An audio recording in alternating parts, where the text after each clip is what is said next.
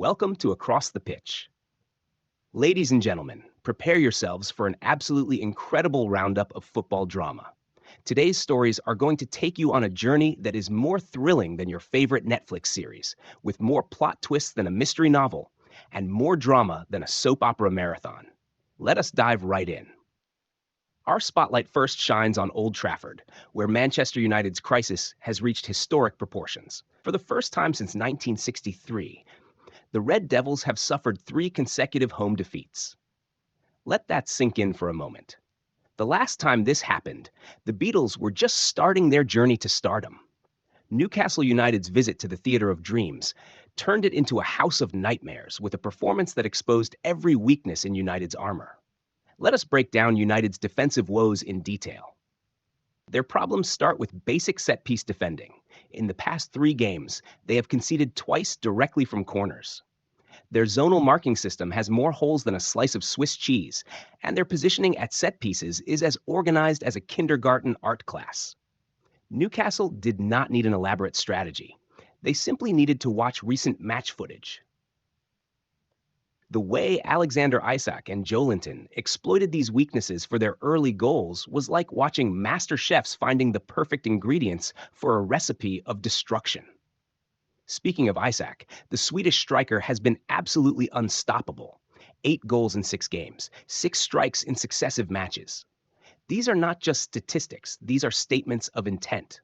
The way he moves across the pitch is like watching poetry in motion, with the grace of a ballet dancer, but the deadliness of a heavyweight boxer. The problems at Manchester United run even deeper than their defensive frailties. New manager Ruben Amorim made a decision that raised more eyebrows than a surprised emoji, replacing Joshua Zirkzee with Kabi Mainu after just 33 minutes, a substitution that spoke volumes about the tactical confusion plaguing the team. The most telling statistic? Manchester United now sit in 14th place, just 7 points above the relegation zone. What was once considered impossible is now becoming uncomfortably plausible. Moving across the Premier League landscape, Chelsea's troubles are writing their own chapter in this season's book of disappointments. Their latest setback came at the hands of Ipswich Town in a match that showcased everything wrong with Enzo Maresca's side. The Blues' title aspirations are now floating away like a balloon in a storm, 10 points behind Liverpool, who also have a game in hand. Let us talk about Chelsea's performance, or should we say, lack thereof. Their scoring drought is more concerning than a cactus in a rainforest. 1 goal in 3 matches tells its own story. The Blues need a solution faster than a Formula One pit stop. Their possession stats might look pretty, but football is not won on possession alone. Just ask any team that has dominated the ball but lost the game. The architects of Chelsea's downfall? Liam Delap, celebrating his 21st birthday in style, not only converted a penalty but also set up former Chelsea Academy graduate Omari Hutchinson for a goal that felt like poetry in motion. The way Ipswich moved the ball was smoother than butter on a hot toast. Their pressing system was more organized than a library catalog, forcing Chelsea into uncomfortable positions time and time again. Kieran McKenna's side showed that you do not need possession to control a game. They turned Chelsea's own strength against them like a football jiu-jitsu master. Shifting our focus to Spain, Barcelona's administrative nightmare continues to unfold like a soap opera that never ends. Dani Olmo, their €60 million signing, might find himself in football limbo come January 1st. The club has lost their second appeal to register him, creating a situation that is more complex than a 1,000-piece puzzle. The Spanish Giants now face a race against time that feels more pressured than a penalty shootout in a cup final. This saga has more layers than an onion, and each layer reveals new complications. In Italy, the drama is reaching operatic proportions, starting with the shocking managerial change at AC Milan. Paulo Fonseca's tenure has come to an end after just 6 months, shorter than some people's New Year's resolutions.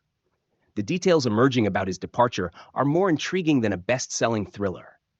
Reports suggest a confrontation with Zlatan Ibrahimovic was the final straw, though Fonseca denies it. Whether true or not, it adds another chapter to Milan's already complicated season. Enter Sergio Conceição, who has been handed the reins faster than you can say, Forza Milan. The new manager's first words were full of promise about doing good things this year. However, with the Supercoppa Italiana semifinal against Juventus looming just days away, he has less preparation time than a student cramming for final exams. His task? To rejuvenate a team that sits eighth in the standings, 8 points below a Champions League spot.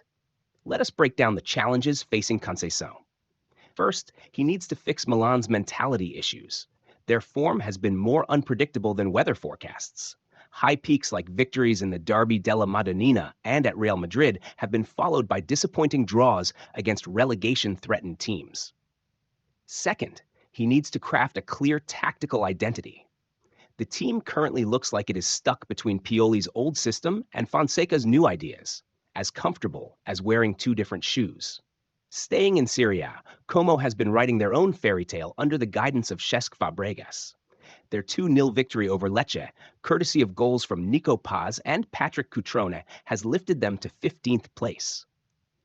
This is more than just a former player turning coach. It is about bringing Barcelona DNA to Italian football. Paz's goal was as precise as a surgeon's scalpel, while Cutrone's positioning showed that old habits die harder than action movie villains. Bologna's dramatic encounter with Verona deserves special attention. Playing with 10 men is harder than solving a Rubik's Cube blindfolded, yet they managed to equalize twice through Benjamin Dominguez, whose performance was like watching an artist at work, each touch, each move calculated yet creative. The cruel twist of fate with Castro's own goal in the 88th minute was more heartbreaking than a romantic tragedy. Back in England, Aston Villa and Brighton produced a spectacle that had more twists than a mystery novel. Ollie Watkins celebrated his 29th birthday by not only scoring, but also providing an assist in a match that ended in a thrilling 2-all draw. Brighton's approach under Fabian Hürzeler deserves special mention. Despite their winless run extending to 7 matches, their style remains more distinctive than a fingerprint.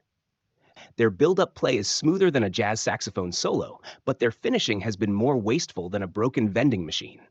They need to fix that, and fast. Looking ahead to the January transfer window, which looms larger than a storm cloud on the horizon, several fascinating subplots are developing. Manchester United's defensive crisis means they might need to spend more money than a lottery winner. Their current defensive setup has been about as effective as a chocolate teapot. And the statistics tell a damning story. They have now conceded more goals from set pieces than any other team in the league. The question is not if they will buy, but how many defenders they need to acquire to plug the leaks in their sinking ship. Chelsea's search for a striker continues. They have been linked with more forwards than a dating app has matches. Their attacking statistics are more concerning than a weatherman's storm warning. 1 goal in 3 matches is the kind of record that gives managers sleepless nights and fans gray hairs. The Blues need a clinical finisher more desperately than a desert needs rain, and their scouting team must be working overtime like elves before Christmas. Barcelona needs to perform more financial gymnastics than an accountant at tax season to register Olmo. The Spanish giants are exploring creative solutions that would make even the most innovative startup jealous.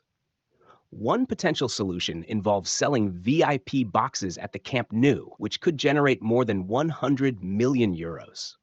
But like everything at Barcelona these days, even this plan needs La Liga's approval, making it about as certain as predicting next week's lottery numbers. The development of young talent this season has been more impressive than a magician's best trick. Let us start with Liam Delap, whose performance against Chelsea was more eye-catching than a peacock at a pigeon convention. His movement off the ball, his ability to press, and his composure in front of goal, all these qualities suggest we are watching a star in the making. The way he won and converted his penalty showed more maturity than his 21 years would suggest. Alexander Isak's evolution at Newcastle is proof that sometimes all a player needs is the right environment, like a plant finding perfect soil and sunlight. His recent strike rate of 8 goals in 6 games tells only half the story. The Swedish striker's all-round game has developed faster than a Polaroid picture. His ability to drop deep, link play, and still arrive in the box at the perfect moment has transformed Newcastle's attack from effective to exceptional. But it is not just about the forwards. Nico Paz at Como has been a revelation under Fabregas's guidance. His goal against Lecce showcased everything that makes modern midfielders special. The vision to see the opportunity, the technique to execute, and the confidence to try something spectacular. Also, the confidence to keep going after missing a penalty and having that wonder free kick saved is nothing short of spectacular. These young players are not just making up the numbers, they are writing their own chapters in football's endless story. The integration of academy graduates has become more crucial than ever. Look at Omari Hutchinson at Ipswich. His goal against his former club Chelsea was not just about the finish, but about the journey. From Chelsea's academy to scoring against them, his story is like a Hollywood script that writes itself. These success stories are proving that the pathway from academy to first team can be smoother than a freshly laid carpet when clubs show faith in their young talent. Looking at the broader tactical trends emerging across European football, we are seeing a fascinating evolution in how teams approach the game. The emphasis on set-piece exploitation has become more pronounced than ever before. Teams are not just relying on height and power anymore. They are using intricate movements and precise delivery to create chaos in opposition boxes. Newcastle's preparation for their match against Manchester United is a perfect example of this modern approach, studying patterns, identifying weaknesses, and executing with surgical precision. The physical demands of the festive period are also showing their impact more clearly than ever. Take Chelsea's situation. Enzo Maresca's rotation policy, which worked like a charm during their 8-match winning streak across all competitions, has hit a wall harder than a crash test dummy. Key players like Cole Palmer and Moises Caicedo are showing signs of fatigue more visible than a neon sign in the dark. The inability to rest these crucial players has leveled the playing field for their opponents. Looking at the bigger picture, this season is shaping up to be more unpredictable than a coin flip in a hurricane. Liverpool sitting at the top of the Premier League feels like a throwback to their glory days. But the chasing pack is more determined than a dog with a bone. Arsenal and Nottingham Forest are breathing down their necks like dragons pursuing their prey. The title race has more layers than a wedding cake, with each team bringing their own flavor to the mix. In Italy, the title race is tighter than a new pair of shoes. The upcoming Supercoppa Italiana semifinals between Milan and Juventus, followed by either Inter or Atalanta in the final, could be the turning point of the season. It is like a mini tournament within the season, a football version of Russian nesting dolls. The scheduling of this competition adds another wrinkle to Conceição's already complicated start at Milan. He will have to face his son Francisco in what could be a career-defining moment for both father and son. The evolution of pressing styles across Europe deserves special attention. Ipswich's approach against Chelsea was a masterclass in modern pressing, not just running like headless chickens, but coordinated movements that suffocated Chelsea's build-up play. Meanwhile, Brighton's style under Herzler, despite their recent struggles, continues to show that possession football can be both beautiful and effective when executed properly. As we wrap up today's extended analysis, one thing is clear. Football remains as unpredictable and entertaining as ever. From tactical innovations to individual brilliance, from managerial drama to administrative nightmares, the beautiful game continues to captivate us in ways that other sports can only dream of. Before we go, a quick reminder that football is more than just numbers and tactics. It is about moments that make us jump from our seats, about stories that inspire, and about drama that keeps us coming back for more. Whether you are a tactical enthusiast or a casual fan, there is always something in football that speaks to your soul. Will Manchester United escape their crisis? Can Chelsea find their scoring touch? Will Barcelona solve their registration puzzle? And can Conceição bring the magic back to Milan? These questions and more will be answered in the coming weeks. Across the pitch, over and out.